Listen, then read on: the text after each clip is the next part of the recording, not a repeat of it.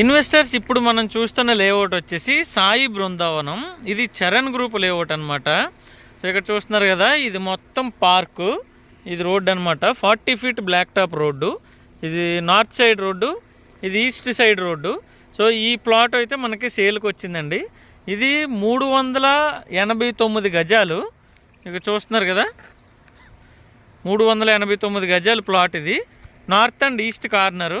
ఇది భోగాపురం ఏదైతే national highway ఉందో, భోగాపురం నేషనల్ హైవేకి జస్ట్ 1 కిలోమీటర్ డిస్టెన్స్లోనే ఉంటుందండి.